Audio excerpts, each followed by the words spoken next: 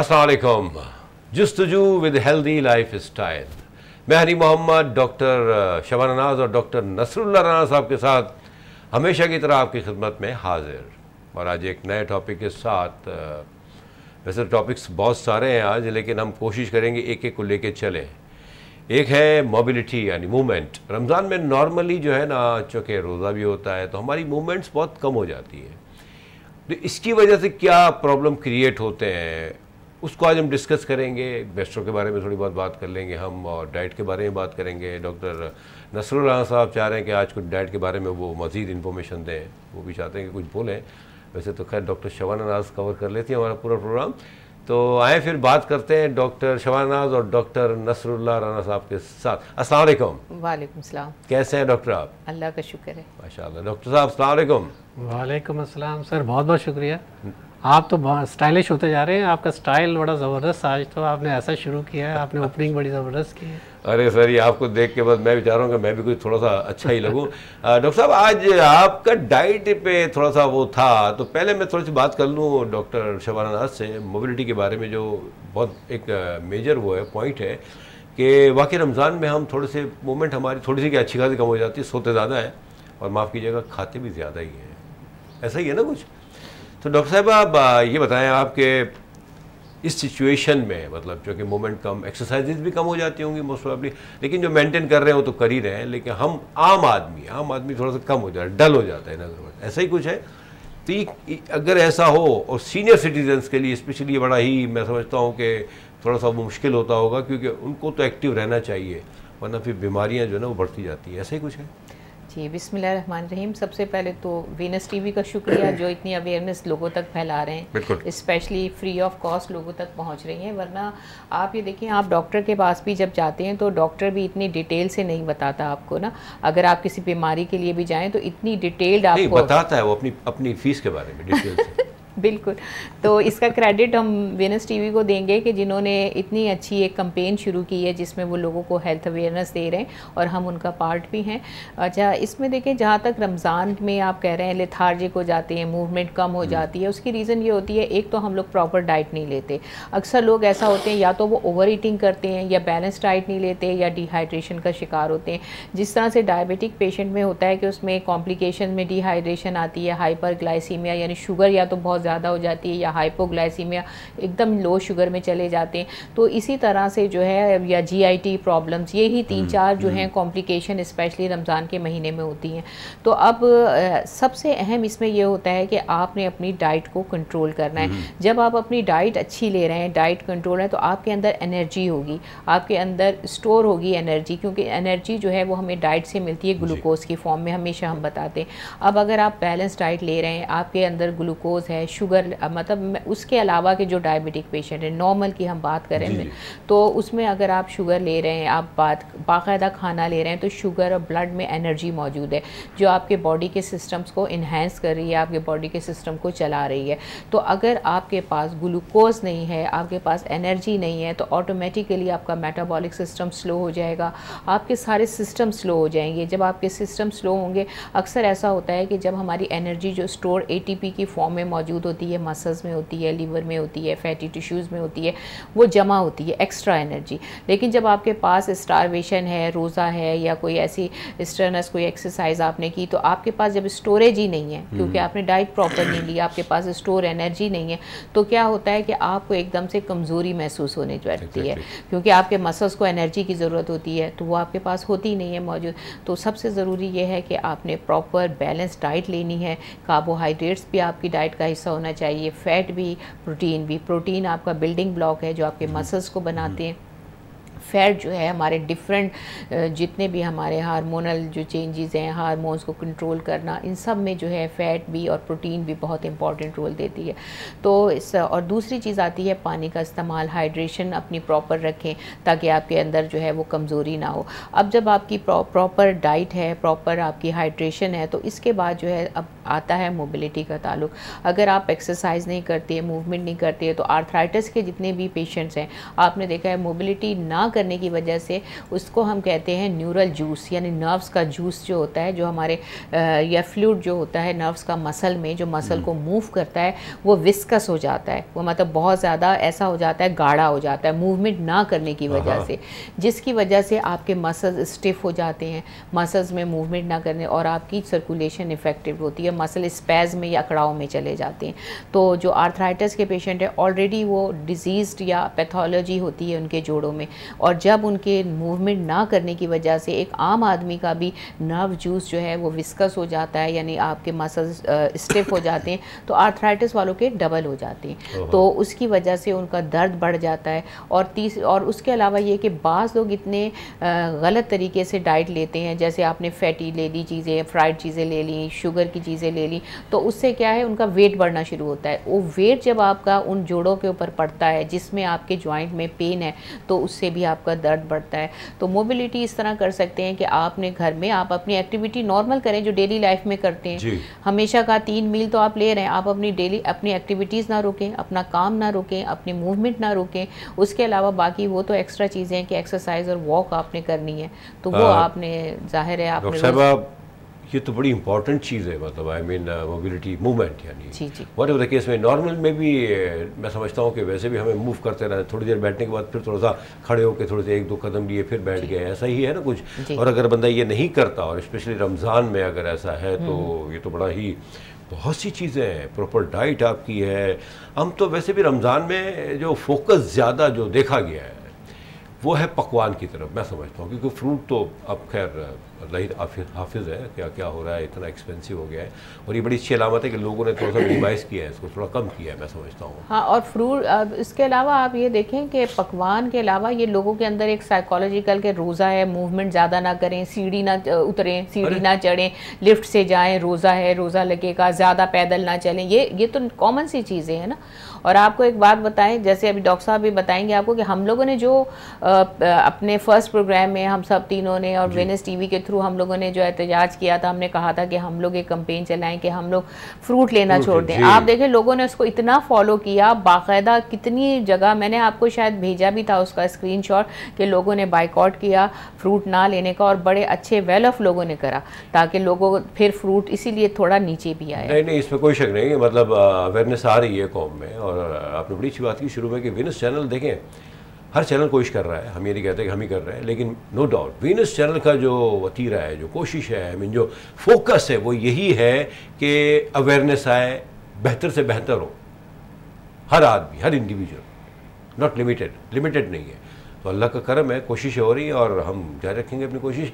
Doctor साहब, एक थोड़ा सा ये कि फ्रूट पे बात कर रहा हूँ मैं पहले, आप बताएं। बिल्कुल, देखें हम सब रोज़े में भी हैं और आज 17वां रोज़ा है, माशाअल्लाह, कैसा गुजर रहा है रमज़ान।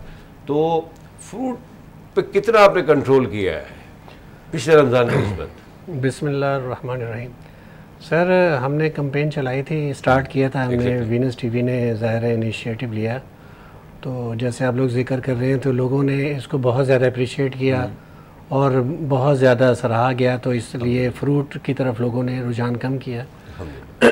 देखिए, हमें बहुत सारी डाइट में बहुत सारी चीज़ें ऐसी मिल जाती हैं कि फ़्रूट की अशद इतनी ज़रूरत होती नहीं है, लेकिन क्योंकि हम एक हमारे अंदर एक क्रेविंग होती है, चाहत होती है कि हम रफ्तारी के वक्त ज़रूर कुछ ना कुछ फ़्रूट लें, कुछ ना कुछ उसका फ्रूट चाट वगैरह होना चाहिए, लेकिन हमारी इसी चाहत की वजह से फ्रूट वाले जो हैं उन्होंने कीमतें बढ़ा दी, और इतनी बढ़ा दी कि बेचारे जो गरीब हैं उनकी पहुंच से दूर हो गए।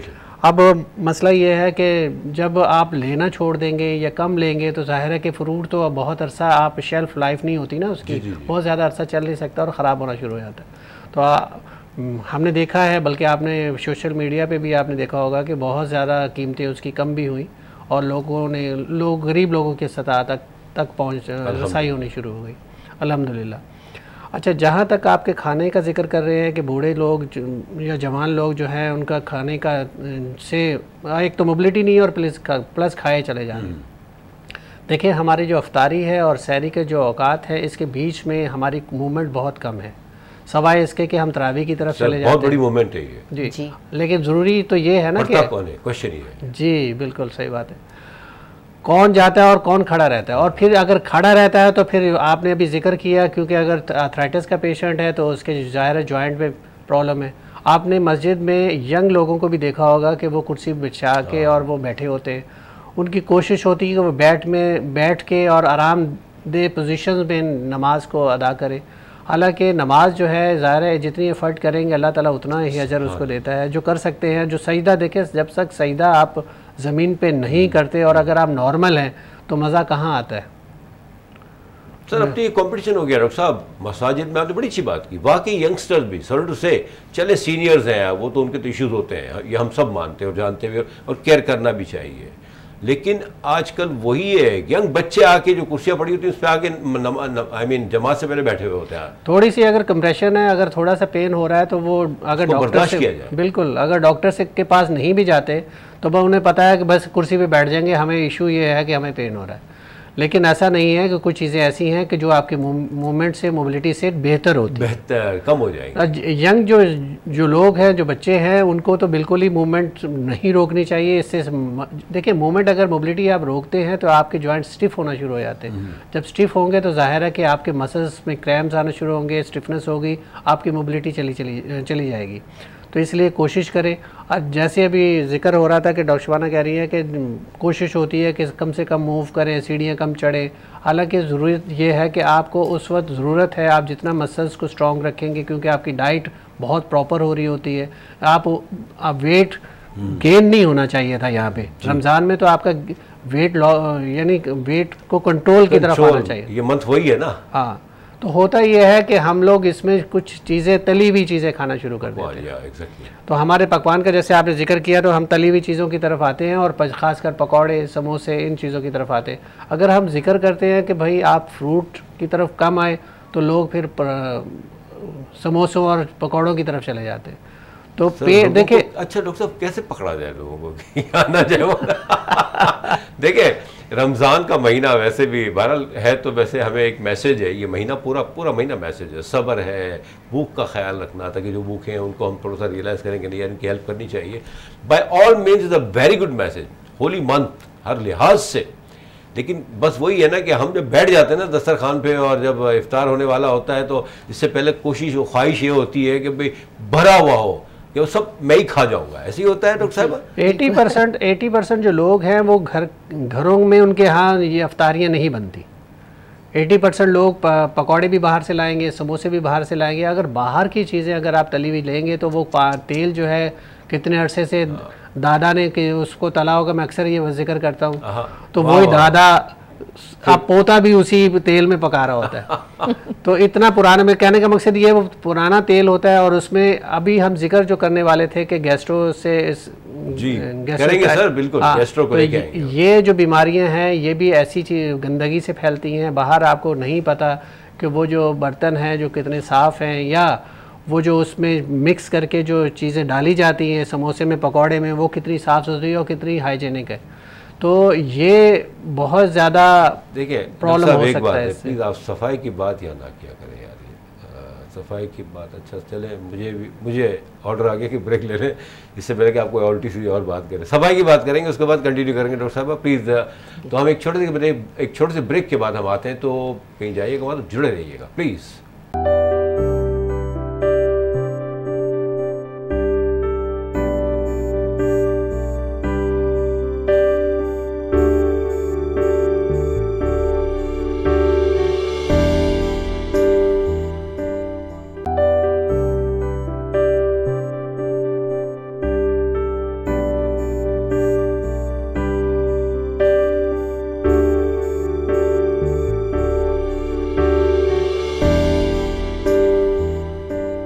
Welcome back. आखिर जो बात हुई थी वो सफाई की, मेरी कोशिश थी कि मैं कुछ इसमें बोल जाऊं। तो डॉक्टर साहब प्लीज़ देखें, आप हमें छेड़ा ना करें। ये वो कौम है कि जो इन चीज़ों को बिलीव नहीं करती। वी डोंट बिलीव इन सफाई। क्या क्लीननेस, क्या करना है सर। मतलब देखिए यही वजह है, लोग ये कहते हैं, पता है बिलीव इट और नॉट, कि कोविड में हम जो इतने स्ट्रॉन्ग रहे ना, ये बाहर के खाने और मिर्ची मसाले से हम बचे रहे। Really unbelievable. सुना होगा आपने भी? बिल्कुल सुना है, लेकिन बात यह है सर, सफाई जो है निस्फ ईमान है। और रमज़ान में जब हम बात करते हैं ना, तो फिर तो ये है कि हम फोकस हो जाते हैं इस्लाम की तरफ। सुभान अल्लाह, अगर इस चीज़ को समझ जाए। बिल्कुल बिल्कुल, आपने बड़ी अच्छी बात की, सॉरी काट रहा हूँ मैं बात, सजदा। देखिए सजदा अगर हो जाता है, आदमी हिम्मत कर ले वाकई, तो मैं समझता हूँ कि इंशाल्लाह वो खड़े होकर नमाज भी पढ़ लेगा। बिल्कुल, सजदा ज़मीन में, क्योंकि सर्कुलेशन का ही मामला है ना, कहते हैं वो एक सजदा जिसे तू गरा समझता है, 1000 सजदों के बाद देता है आदमी को नजात। सुभान अल्लाह। तो वो सजदा जो है ना, मज़ा नहीं आता जब आप सुभान रब्बी आला सजदे की हालत में सर नीचे रख के करते हैं और उस रब्बे कायनात के सामने, तो सब कुछ आप शो करते हैं कि मेरा कुछ भी नहीं है, तू ही सब कुछ है। बेशक, तो जाहिर है कि वो मज़ा ही अलग है। अल्लाह करे कि सजदे में ही हमारी रूह परवास हो जाए। क्या बात है। आमीन। और सर सबसे अच्छा हम जिक्र कर रहे थे, क्योंकि आप जॉइंट स्टिफ हो जाते हैं, फिर आपके ज़ाहिर तली हुई चीज़ें खाते हैं, तो फिर जाहिर है कि इससे खुदा न खासा पेट ख़राब होने के चांस है। जब पेट ख़राब होगा तो आप उसी हालत में अगर नमाज़ पढ़ने के बाद, क्योंकि हमने पानी, मीठा पानी, मुख्तलिफ़ रंग के कलर के जो शरबत हमने पीते हैं, वो अच्छा खासा हम फुलनेस करके हम लेट जाते हैं, तो सारी रात पेट में गुड़गुड़ शुरू हो जाती है। और जब सहरी का वक्त आता है तो डाइजेशन सही नहीं होती, तो उससे क्या होता है कि पेट ख़राब होने के बाद आपके लिए सारा दिन फिर वो गड़बड़ रहती है। खुदा न खासा अगर आपने बाहर से कोई चीज़ खाई है और वो सफाई सुथराई के पॉइंट ऑफ व्यू से नहीं सही थी, तो आपको गैस्ट्रो की बीमारी हो सकती है। जी बिल्कुल। तो ये बहुत ज़्यादा कॉम्प्लिकेटेड है। अगर आप हमें टाइम देंगे तो हम फिर बाद में नहीं, मैं बस डॉक्टर शबाना की तरफ जाऊंगा मैं, और गैस्ट्रो के बारे में थोड़ी सी इन्फॉर्मेशन लूँगा फिर हम, क्योंकि ये एक मौका है, क्योंकि इसी पे चल रहा है ना, डाइट पे आपकी चल रहा है, और डाइट से ही अगर आपने अपने आप को बैलेंस नहीं रखा तो गैस्ट्रो की तरफ जाता है बंदा, और गैस्ट्रो से फिर आपने जैसे बताया कि टाइफाइड भी इसी से एक चीज़ निकलती है। जी डॉक्टर साहब, गैस्ट्रो के बारे में क्या कहती हैं आप? देखिए, जैसे डॉक्टर साहब ने बताया, एक तो हाइजीन की बहुत ज़्यादा ख्याल रखना बहुत इंपॉर्टेंट होता है, क्योंकि टाइफाइड भी गंदे पानी की वजह से होता है, कंटेमिनेटेड वाटर है। लेकिन इसके अलावा जो और अगर हम गैस्ट्रो की बात करें तो उसमें ये होता है कि क्योंकि जब हम रोज़ा रखते हैं पूरा दिन हमारा स्टमक खाली होता है, तो एसिडिटी जो है वो हुई भी होती है। और उसके बाद जब हम रोज़ा खोलते हैं तो हम फ़ौरन ही अगर उसके बाद ऐसी चीज़ें खा लें जो हमारे स्टमक के ऊपर प्रेशर डालें, या उसके ऊपर जो है ज़्यादा उसको काम करने की उसमें होना चाहिए, तो उसमें आप ये है कि पकौड़े हैं, तली हुई चीज़ें हैं, ये क्या करती हैं, स्ट्रेस डालती हैं स्टमक के ऊपर ज़्यादा। एक ऑलरेडी एसिडिटी है, फिर ऐसी चीज़ें जिसे आप रोज़ा खोलते हैं तो आप क्या होता है, हाइपर एसिडिटी हो जाती है, जिसकी वजह से अक्सर पेशेंट को जो है इंडाइजेशन होता है, खट्टी डकारें आती हैं, फुलनेस का एहसास होता है। आपने देखा होगा कि उसके बाद फिर क्योंकि फ़ौरी तौर पे हम तली हुई चीज़ें खाने के बाद पानी पीते हैं, तो क्या है, वो फूल जाता है अंदर जाके मैदे में, आपको ऐसा लगेगा कि सब कुछ बाहर आ रहा है। और फिर उसके ऊपर सोने पे सुहागा ये होता है कि मूवमेंट भी हमारी कम हो जाती है। ज़ाहिर है फ़ौरन रोज़ा खोलने के बाद हम लेट जाते हैं कि थक गए हैं, उसके बाद हमें तरावी पे जाना है, तो 1 घंटे के बाद तो इशा होती है हमारी, तो 1 घंटा तो हम लेट गए, यानी खाना खाते ही हमने डाइजेस्टिव प्रॉब्लम प्रोसेस जैसी शुरू हुआ, हम लेट गए, तो वो हमारे स्टमक के ऊपर इफ़ेक्ट करता है और वो हमें इंडाइजेशन या गैस्ट्रिक प्रॉब्लम का बायस बनता है। उसके अलावा बहुत सारे केसेस में गैसेस होती हैं। अच्छा, एक और चीज़ ये होती है कि रमज़ान के महीने में हम वो ग़िज़ाएँ भी नहीं लेते, जैसे अब हम सैलड लेते हैं, सैलड के अंदर बड़ी मिक़दार में पत्ता गोभी, कैबेज या बंद गोभी जिसे कहा जाता है, इसमें बड़ी मिक़दार में फास्फोरस मौजूद होता है, कैल्शियम मौजूद होता है, जो कि हमारी बोन्स के लिए, हमारे मसल्स के लिए बहुत इंपॉर्टेंट है। प्याज होती है, टमाटर होते हैं जो फैट कटर है, बहुत सारी ऐसी चीज़ें, कुकम्बर है। तो अब हम क्या करते हैं कि ये सारी चीज़ें कट ऑफ कर देते हैं। ज़ाहिर है हमने तली हुई चीज़ों से रोज़ा खोला, रंग बिरंगे शरबत पिए, तो जो बेसिक जो इंग्रेडिएंट हैं जो खाने के होने चाहिए वो हम उसको स्किप कर जाते हैं। तो इसकी वजह से एक तो फिर हमारे जो है, जैसे मैंने आपसे कहा कि विटामिन डी की डेफिशिएंसी हो जाती है, हमारे कैल्शियम की क्योंकि देखें ये डाइट ही जो हम ले रहे होते हैं यही हमारी सारी बॉडी की रिक्वायरमेंट को पूरा कर रही होती है। हमारे डेयरी प्रोडक्ट्स हम जो ले रहे होते हैं, तो इस तरह की चीज़ें तो हम कुछ भी नहीं ले रहे होते। दूध से भी दूर हो जाते हैं, मक्खन से भी दूर हो जाते हैं, दही भी बहुत कम खाते हैं। बहुत कम लोग हैं जो लस्सी और वो दही से, ज़्यादातर लोग जो है आजकल, तो मैंने आपको बताया कि सॉफ्ट ड्रिंक्स लोग बहुत ज़्यादा इस्तेमाल करते हैं। तो ये सारी चीज़ें हमारी बॉडी की, जो हमारी बॉडी में तो रोज़ाना हम काम कर रहे हैं, रोज़ाना ही इनकी रिक्वायरमेंट होती है। और रोज़ाना की बुनियाद पर जैसे अगर हम किसी भी चीज़ की बात करते हैं तो हम पर डे के हिसाब से विटामिन सी की बात करते हैं 700 to 900 mg पर डे बताते हैं हम, यानी पर डे के हिसाब से जो है हमारी बॉडी में उसकी रिक्वायरमेंट होती है। तो उस रिक्वायरमेंट को पूरा करने के लिए डाइट की ज़रूरत होती है। अब हम वो डाइट स्किप कर रहे होते हैं तो हमारी बॉडी में ऑटोमेटिकली ये सारी चीज़ें कम, हमारा कैल्शियम कम होना शुरू हो जाता है। कैल्शियम का काम सिर्फ हड्डियों और दांत में नहीं है, वो हमारी ब्लड स्ट्रीम में होता है, हमारे सारे एंजाइम्स को इन्हेंस करता है। वो एंजाइम जो कि डाइजेस्टिव सिस्टम को चलाते हैं, उन सारे एंजाइम्स के ऊपर इफेक्ट आता है। क्योंकि हम ये समझते हैं कैल्शियम, अगर हड्डियाँ कमज़ोर नहीं है तो हम कैल्शियम क्यों खाएं। कैल्शियम इसी के लिए नहीं है, कैल्शियम के बहुत सारे फंक्शन हैं। हमारे कार्डियोवैस्कुलर, हमारे हार्ट की तमाम जो हेल्थ है उसका रिस्पॉन्सिबल होता है। That's great. अच्छा डॉक्टर साहब एक आपको पता है ना, मैं कोशिश करता हूँ कि कुछ थोड़े बहुत तो होना चाहिए ना, जायका होना चाहिए हमारे प्रोग्राम में भी। डॉक्टर साहब ने बात की सलाद की, जो मुझे थोड़ी सी अटक गई। तो भाई ये आखिर ठीक है, नो डाउट रमज़ान में हमारी जो माशाल्लाह बेगमात है वो बड़ा काम करती हैं, स्पेशली रमज़ान में। अदर दिन रमज़ान तो मैं कुछ नहीं बोलता। तो यार सलाद भी बना लिया करें, क्या कहते हैं आप? मतलब आई मीन उन्होंने कहा कि सलाद हम छोड़ देते हैं, ख़त्म कर देते हैं, तो क्यों पकवान पे थोड़ा भाई खिलाएं आप सलाद। नहीं सर, सलाद हम खा सकते हैं अगर पकौड़े बाहर से नहीं लें, वही चीज़ें हम घर में पकौड़े बनाएं और वही चीज़ें हम पकौड़े में डाल दें।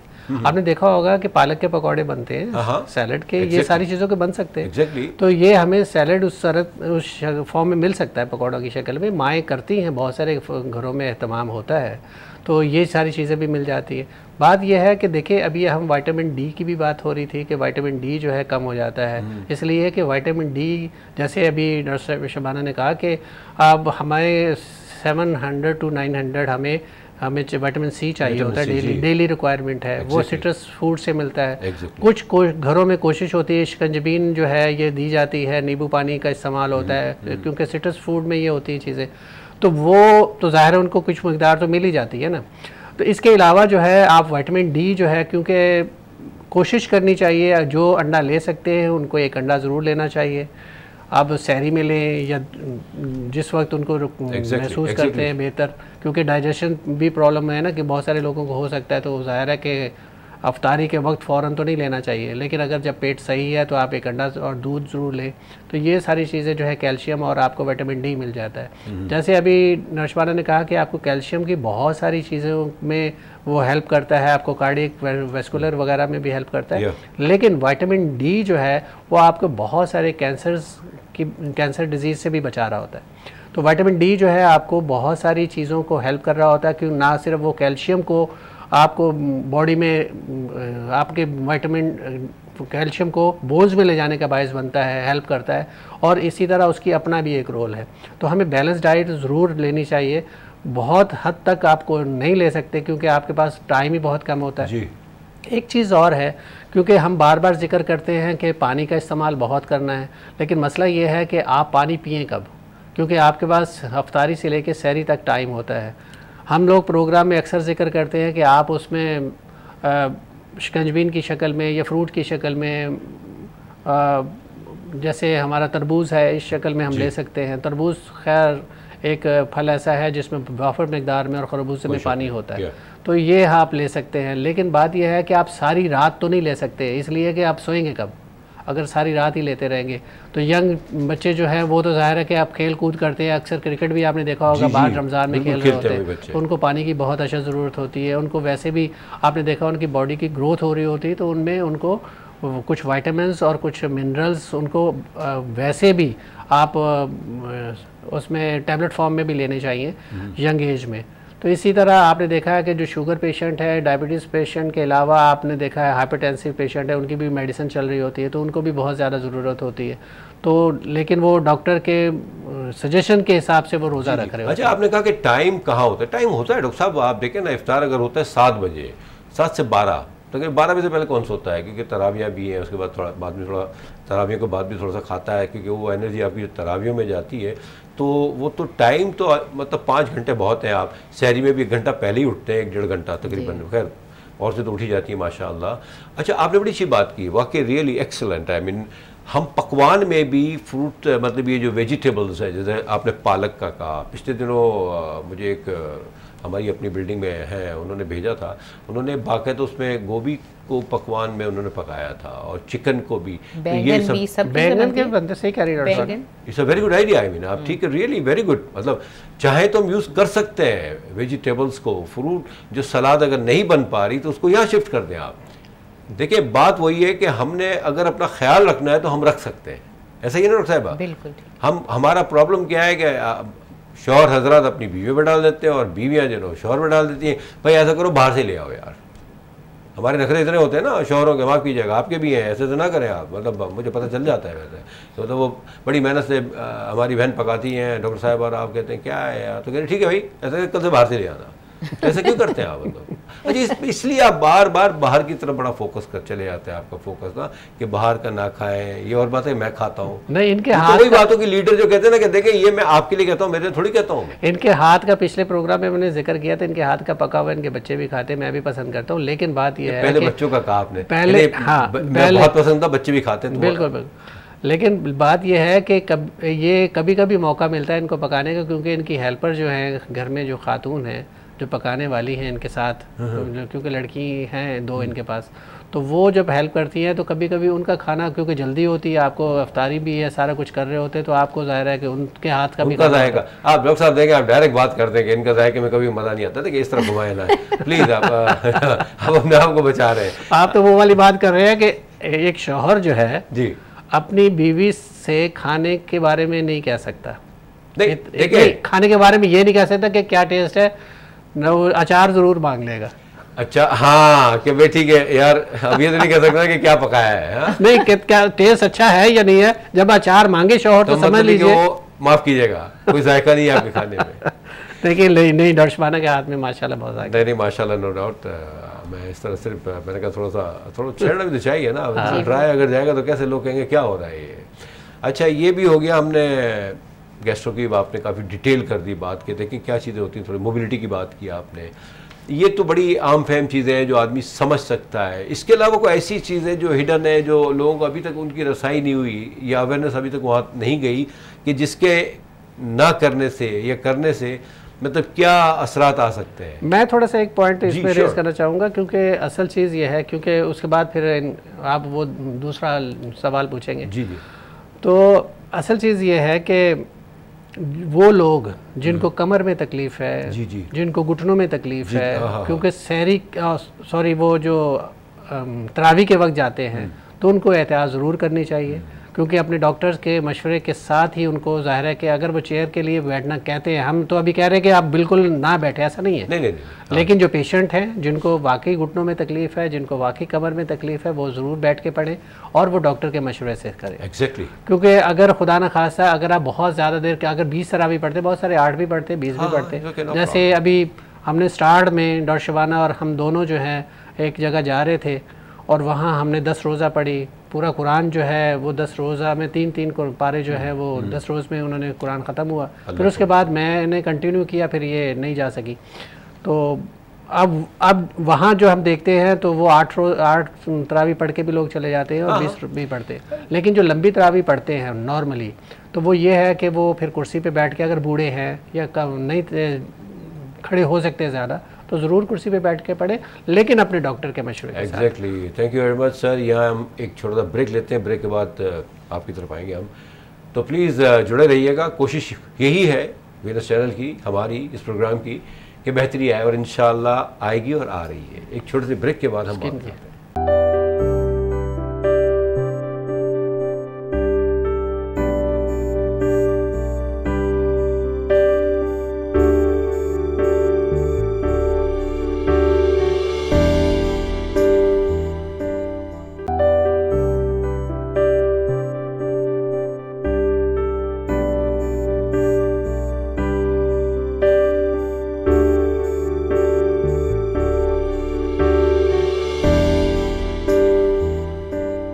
Welcome back.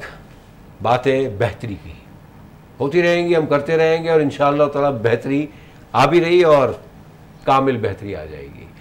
तो डॉक्टर साहिबा, बड़ी बातें हुई वेजिटेबल्स और इन चीज़ों को, और एक जो रमज़ान में देखा गया है, स्किन बड़ी ड्राई हो जाती है हमारी। द रीज़न बिहाइंड कि हम वो पानी का इस्तेमाल ज़रा कम हो जाता है, मैं समझता हूँ। ये तो आप ही गाइड करेंगे क्या रीज़न है। तो उसको मेंटेन करने के लिए हमने अभी तक डाइट के बारे में बात की, गैस्ट्रो का, लेकिन देखें अब ईद की आमद इंशाअल्लाह ताला, और हर बंदा और स्पेशली बंदी है अभी, और ज़रा माफ़ कीजिएगा, बंदे पे तो लोड है खर्चे का, नहीं बगैर खर्चे की बात कर रहे हैं सर हम। तो उसको स्किन को कैसे मेंटेन किया जाए, जिस तरह कैसे स्किन ग्लो हो। आई मीन आप जैसे इस वक्त देखिए रमज़ान का 17वां रोज़ा है, लेकिन हम अगर 3 बैठे हैं तो 3 में अगर आपकी स्किन को देखा जाए तो वो इट लुक्स वेरी डिफरेंट, कि मतलब कोई ऐसी चीज़ आप या तो कर रही हैं, केयर कर रही हैं, या कोई ट्रीटमेंट करवाया है, व्हाट आर द केस में भी, या क्या आपने ऐसी डाइट की है, या क्या मतलब शौहर के जेब पे कितना बोझ पड़ता है वो भी बता दें। ये तो आप बोल ही रहे हैं, मतलब आपने शुरू में बोल दिया था, और ये तो होता है सर, ये तो होता है, और नो डाउट ये हम सबका फ़र्ज़ है, being a husband, very good husband, I mean father. तो अब बताएं हमारे देखने वालों को कि मतलब स्किन को किस तरह इन दिनों में मेंटेन किया, ताकि ईद जब आए ना तो हम मतलब कुछ थोड़े से डिफरेंट नजर आए। अब ये पूछना चाह रहे हैं कि मतलब आपकी स्किन क्यों ग्लो कर रही है? इनकी ऑफ कोर्स आई मीन या वेरी नेचुरल, आपकी भी ग्लो कर रही है। अरे जी डॉक्टर साहिबा, देखिए अब जैसे डाइट की हमने बात की, हम ट्रीटमेंट करते हैं उसको भी हम होलिस्टिक अप्रोच में करते हैं। इसी तरह से अगर हमने अपनी स्किन का ख्याल रखना होता है तो एक तो आपने इंटरनली जो है आपने अच्छी डाइट लेनी है, ठीक है। उसके अलावा जैसे आपने मुझे कहा कि बहुत सारे ऐसी चीज़ें होती हैं जो, जैसे अब हम धूप में जाते हैं या हम ओवर वर्क करते हैं, एग्जर्शन है, स्ट्रेस है, हमारी स्किन के ऊपर बहुत ज़्यादा मतलब चेंजेस आती हैं, नेगेटिव भी, हमारे मसल्स लटक जाते हैं, बहुत सारी चीज़ें ऐसी होती हैं जो अननेचुरल होती हैं, एज से पहले भी आ जाती हैं, या फिर आपको मिलेज़मा छाइयाँ हो जाती हैं, एक्नी के स्कार्स हो जाते हैं। तो डाइट अपनी जगह है, लेकिन कुछ ऐसे प्रोसीजर्स अब मेडिकल साइंस ने इतनी तरक्की कर ली है कि अब इस तरह के प्रोसीजर्स हैं, बहुत सारी चीज़ें जो हैं वो लोग उनको गलत समझते, लेकिन उनमें से गलत नहीं, ये बहुत सारे लोगों के लिए बहुत बेहतरीन ट्रीटमेंट्स हैं। स्पेशली वो लोग जैसे जो वेट लूज़ करते हैं, उनकी स्किन लटक जाती है, या फिर जैसे मैंने बताया स्ट्रेस की वजह से, गलत डाइट लेने की वजह से, गलत एक्सरसाइजेस भी लोग फेशियल करते हैं जिससे भी स्किन लटक जाती है, तो या ओवर मेकअप करने से, लाइट्स में बहुत ज़्यादा रहने से। तो उसके लिए जी बिल्कुल हम डाइट तो मैं करती हूँ, लेकिन उसके अलावा भी नई टेक्नोलॉजी आई है। मेरे दोस्त हैं 2 डॉक्टर हुदा हैं, डॉक्टर नूर हैं, उनसे मैंने करवाए हैं 1-2 प्रोसीजर्स, जिसमें जो है मैंने PRF एक नई टेक्निक है जिसमें आपके प्लाज्मा लेकर आपके ब्लड से आपकी स्किन में इंजेक्ट किया जाता है, और वो स्टेम सेल कहलाती है। स्टेम सेल में वो सेल्स होते हैं जो कहीं पर भी अगर आप लगाएं तो वो सेल्स जो हैं वो उस जगह जाके ग्रो हो जाते हैं और नए सेल्स बनाते हैं। जैसे जो आपके ओल्ड सेल्स हैं उनके जगह वो नए सेल्स बनते हैं, और दोबारा से आपकी स्किन ऐसी हो जाती है जैसे यंग। तो इसके लिए बहुत सारे सेंटर्स भी हैं, जैसे मैंने बताया, मैंने तो इतनी जगह मैं कहीं नहीं गई, लेकिन मैं हमेशा क्वालिटी पे ही जाती हूँ। तो हमारी दोस्त हैं अल खलीज में ही होती हैं, वो डॉक्टर हुदा है, बहुत एक्सपर्ट है माशाल्लाह से, उन्होंने मेरा किया। अभी मेरे 2 सेशंस हुए और उसमें मुझे ऐसा महसूस हो रहा है कि मेरी स्किन, जैसे आप कह रहे हैं, टाइट भी लग रही है, ग्लो भी कर रही है, जो मेरे थकन थी मेरे स्किन की वो भी ख़त्म हो गई। तो मैं लोगों को यही कहना चाहूँगी, बहुत सारे लोग ये समझते हैं कि भाई स्किन प्रोसीजर करा लिए तो खुदा ना खासा सारी ज़िंदगी के लिए कोई प्रॉब्लम, ऐसा नहीं है।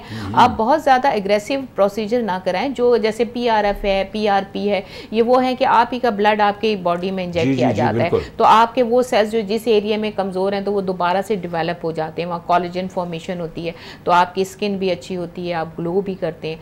तो ये है कि इससे डरे नहीं और अपने लिए जो है वो आगे हॉलिस्टिक अप्रोच पे काम करें, डाइट भी करें। और अगर आपको स्किन प्रोसीजर्स की, इसमें बहुत सारी चीज़ें आती हैं, कोरियन फेशियल मैंने देखा वो भी आता है, एंटी एजिंग फेशियल, तो उसमें कोई अंदर चीज़ थोड़ी डालते हैं, वो तो ऊपर से करके मशीन्स के ज़रिए करते हैं, और बहुत फ़र्क पड़ता है स्किन के अंदर, स्किन के टेक्सचर में। दैट्स ग्रेट डॉक्टर साहब, तो तैयार रहिएगा आने वाले वक्तों के लिए। 2 सेशन हुए और अभी भी मेरे ख्याल से 10 बाकी हैं, तो अपने जेब को जो है ना ज़रा मजबूत रखिएगा प्लीज़।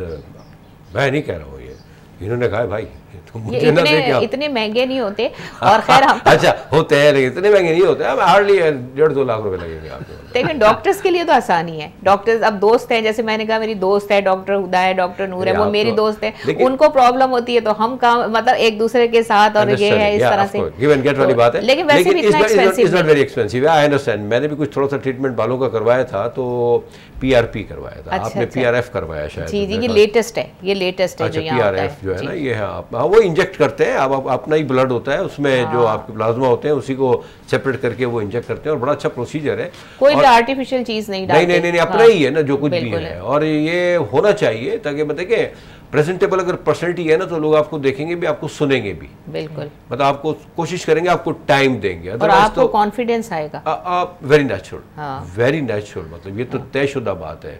तो सब बड़ा अंदर मुस्कुरा रहे हैं। मैं सोच रहा हूँ, कह रहे आपस में बात करें, कह रहे कॉन्फिडेंस आएगा। कॉन्फिडेंस जो बंदे का डाउन हो रहा। अब देखिए, कहीं माइनस कहीं प्लस, हर जगह तो प्लस नहीं हो सकता। जब आप मतलब कुछ देते हैं कुछ लेते हैं, तो उसमें एक माइनस होता है एक प्लस होता है। तो अब थोड़ा सा तो आप बर्दाश्त करें ना। आपको अभी दिन आने वाले हैं, 8-10 दिन के बाद इंशाल्लाह हम लोग जब ससुराल में जाएंगे, तो जो स्किन ग्लो कर रही होगी उसकी तरफ ही लोग मुतवज्जो होंगे, जो जेब की वजह से उसको कोई देखता डॉक्टर साहब। जो हार्ट बीट तेज हो रही होगी वो कोई नहीं देखता। वो तो जो प्रेजेंटेबल उसी को देख रहे होंगे। अरे भाई किसने करवाया, किसके थ्रू है, उसको तो देख लो यार। नहीं, हम इस प्रोग्राम के जरिए रिक्वेस्ट करते हैं देखने वालों से कि प्लीज़ अगर डॉक्टर साहब आते हैं आपकी तरफ, तो प्लीज़ डॉक्टर साहब को भी देख लीजिएगा, डॉक्टर नसरुल्लाह राना साहब को, ना ही सिर्फ डॉक्टर शबाना नाज को। और फिर उसके बाद सर स्ट्रेस और टेंशन जो नहीं, आप उस कैटेगरी में नहीं है सर। आप माशाल्लाह यार चल रहा है। मैंने देखा है कि आपकी कोशिश यही है, बल्कि मैं समझता हूँ डॉक्टर शबाना नाज हमेशा कहा है मैंने, आज जो काम कर रही हैं, जो मतलब फ्रंट लाइन पे हैं, तो उसमें नो डाउट आपका पूरा केयर है, ख्याल रखते हैं सोशल मीडिया पे हर जगह। तो ये अल्लाह की तारीफ़ है नेचुरली, और ऐसा ही होना चाहिए। मियाँ बीवी में एक अच्छी अंडरस्टैंडिंग, अच्छी बाउंडिंग होनी चाहिए। अच्छा, ये तो हो गया स्किन के बारे में, आपने कुछ मैसेजेस दिए। इसके अलावा कुछ समझती हैं आप, कोई बात है डॉक्टर साहब आपके जहन में कोई बात आ रही है? क्योंकि मैं समझता हूँ थोड़ा सा आप भी बताएं कि मतलब मर्द हजरात क्या करें अपनी स्किन के बारे में, और छोड़े मर्दों के भी तो प्रोसीजर्स हैं, बताएं। नहीं, ये जितने प्रोसीजर इन्होंने बताए ये सारे मर्दों के लिए भी है। आपने खुद भी जिक्र किया बालों के लिए। हाँ, बालों। और आपने बाल लगवाए? हाँ, बाल लगवाए आपने? नहीं, PRP करवाया मैंने, वही इंजेक्ट किया गया प्लाज्मा को, और not bad, you can say. Result तो देखिए आते आता है, ये ऐसी चीज़ें। और फिर एज फैक्टर भी है।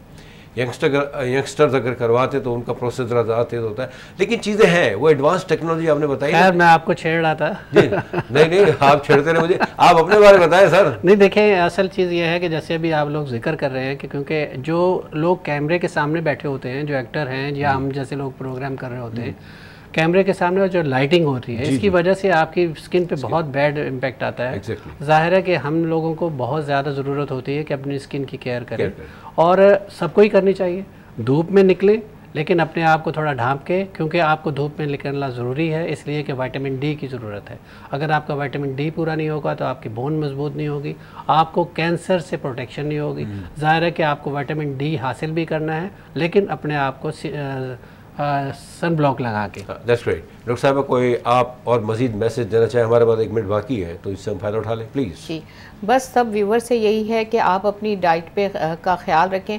और दुनिया में इतनी ज़्यादा तरक्की हो गई है, और हमारा पाकिस्तान किसी भी तरह से उससे पीछे नहीं है। जैसे मैंने आपको बताया, हर तरह का इलाज हमारे पाकिस्तान में मौजूद है। आप ट्रस्ट करें, और आप अपनी डाइट का बेसिकली जो है, आप अपनी बॉडी को अंदर से हील होने दें। आपकी बॉडी अगर अंदर से हील होगी तो आपके चेहरे पे, आपकी स्किन पे खुद ब खुद ग्लो आएगा। उसके लिए आप खुश रहें, दूसरों को खुश रहने दें, अपना ख्याल रखें और दूसरों का ख्याल रखें। हाँ बिल्कुल, आप खुश रहें, बेशक उनकी जेब खाली होती है। ये तो इन्होंने मैसेज दिया है, अपना ख्याल रखें, आप खुश रहें, दूसरों को भी खुश रखें। दूसरों को अभी वो तो कहना पड़ा, खुश रखें। Thank you very much doctor Shabana ji, हमेशा की तरह। सर सलाम हो। सलाम सर, आप तैयार रहे। तो सॉरी आपकी बात करें, सलाम आपकी वाइफ को भी जब आपने PRP का प्रोसीजर कराया। Thank you very much. तो बस जुड़े रहिएगा हमारे प्रोग्राम के साथ। कोशिश हमारी यही है, बेहतरी हो, बाकी यही है कि खुश रहें और खुश रखें। बाकी तो देखें, नो डाउट हम सब सफ़र कर रहे हैं, लेकिन वो वक्त भी गुजर गया, इंशाअल्लाह ताला ये वक्त भी गुजर जाएगा। बहुत जल्द बहुत सी चीज़ें सेट हो जाएंगी, और हम इसी तरह चलते फिरते रहेंगे खुशियों के साथ। अपना बहुत ख्याल रखें।